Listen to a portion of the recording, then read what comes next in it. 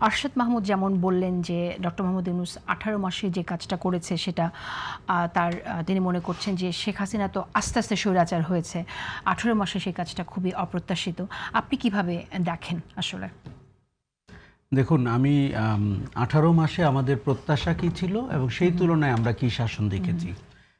আরশাদ ভাই যেমনটি বলেছেন, আমি তার সাথে একমত। এবং আমরা চেয়েছিলাম যে দেখেন, রাজনৈতিক দলের শাসন নিয়ে আমাদের সমালোচনার কোনো শেষ নেই।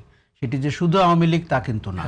কিন্তু আমরা ভেবেছিলাম শিক্ষিত লোক, অধ্যাপক, এনজিও করা, নোবেল বিজয়ী, তাদের একটা শাসন এবং কোন পটভূমিতে, যখন 1400 মানুষ জীবন দিয়েছে, যখন 25,000 মানুষ পঙ্গু হয়েছে, যখন শেখ হাসিনার মতো একজন দুর্বৃত্ত দেশ থেকে তার পরিষদবর্গ নিয়ে পালিয়ে যেতে বাধ্য হয়েছেন, ওই পটভূমিতে তার প্রায়োরিটি নাম্বার 1 কি ছিল? প্রায়োরিটি নাম্বার 1 হচ্ছে বিচার।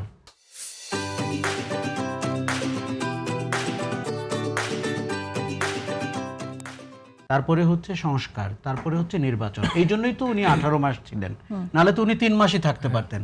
অতীতে আমাদের 3 মাস পরের নির্বাচনও কিন্তু গর্ব করার মতো নির্বাচন হয়েছে। এবং রাজনৈতিক শাসন, রাজনৈতিক দলীয়করণ, আমলাদের দাসবৃত্তি সবকিছুর পরেও কিন্তু উনি কি করলেন? উনি স্বার্থপরের মতো তার ব্যক্তি স্বার্থ দেখলেন।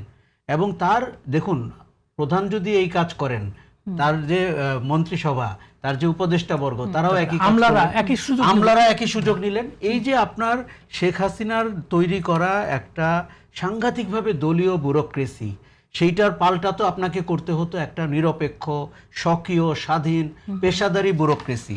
সেটা কেন হলো না? কেন এই জন্য হলো না যে আমরা যে সারাশি আক্রমণটা দেখতে চেয়েছিলাম সেটা উনি করার নৈতিক জোর তার ছিল না। এবং যে কথাটি আরশাদ মাহমুদ বললেন যে আওয়ামী লীগের নেতাদেরকে চলে যেতে দেয়া হলো, গেছে তো, এটা অফকোর্স চলে যেতে দেওয়া হলো।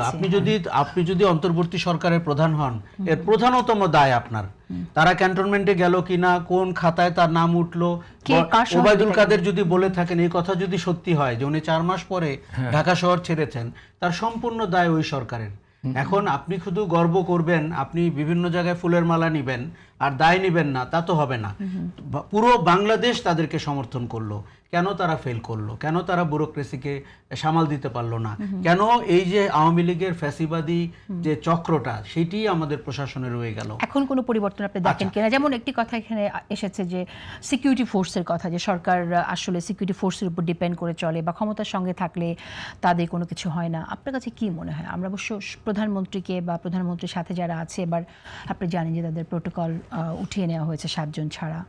কিছু আপনি দেখেন কিনা কোনো পরিবর্তন? প্রথমত বলি যে ইউনূস গভর্নমেন্টের পরে তারেক রহমানের যে সরকার বর্তমানে রয়েছে, একটি কথা না বললেই না, আমরা কখনো সরকার প্রধানকে এত নিরাভরণ দেখিনি, আমরা কখনো সরকার প্রধানকে এত ইনফর্মাল দেখিনি এবং সাধারণ মানুষের সম্পৃক্তির জায়গায় দেখিনি।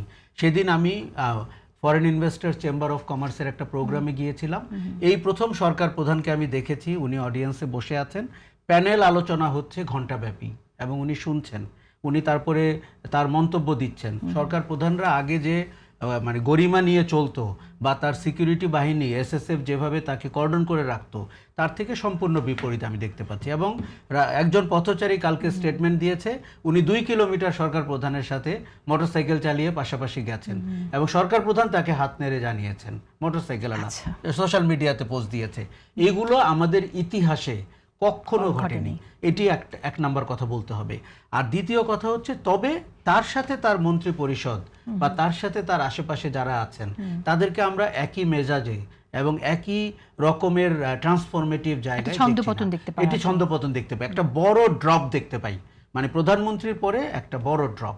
আর তৃতীয় হচ্ছে, কিছু কিছু মানে ব্যাড অ্যাপল বলে না, তারা এসে তাদের ছেলে মেয়েদের নামে ইউনিয়নের নাম বিভিন্ন নিজেই নিজেকে বরাদ্দ দেওয়া। যেমন আজকে সংবাদ বেরিয়েছে, মেঘনা গ্রুপ তার থেকেই তার জাহাজ কিনেছে মানি লন্ডারিং করার জন্য, $35 মিলিয়ন নিজের কোম্পানির থেকেই জাহাজ কিনেছে। ওরকম উনি তার ছেলে মেয়েদেরকে ইউনিয়ন দিয়েছেন, 40 থেকে 70 কোটি টাকা তার নামেই বরাদ্দ হয়েছে, তার ছেলেই কন্ট্রাক্টর।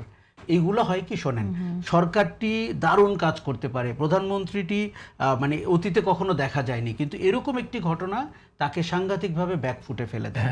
আমাদের বারবার ইতিহাসে কোন ঘটনা প্রণিধানযোগ্য হবে এটি কিন্তু আপনি এখন লিখে দিতে পারবেন না, এটা মানুষের মনে থাকবে। আচ্ছা, এইবার তৃতীয় পয়েন্ট বলি।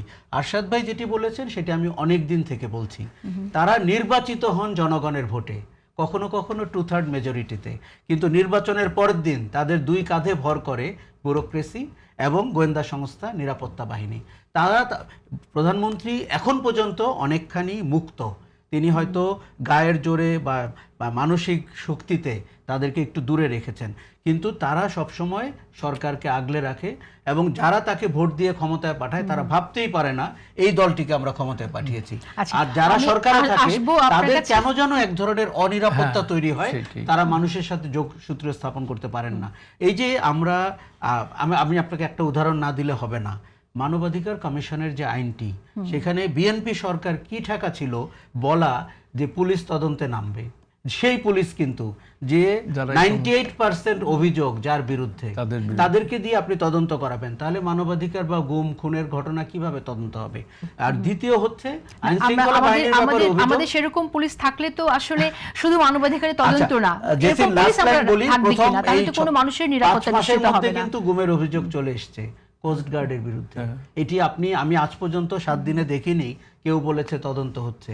কোস্ট গার্ড একজনকে ধরে নিয়ে গেছে, তাকে আর ফেরত আসা হয় নাই, তার মোটরসাইকেলটি কোস্ট গার্ড বাসায় দিয়ে গেছে। একই ঘটনা শুরু হয়ে গেছে। কিন্তু আপনি যদি ব্যুরোক্রেসির কথায় চলেন, আইন শৃঙ্খলা বাহিনীর কথায় চলেন, আমি নিশ্চিত বলে দিচ্ছি আপনি জনগণের ভালোবাসা হারাতে চলেছেন। অলরেডি শুরু হয়েছে।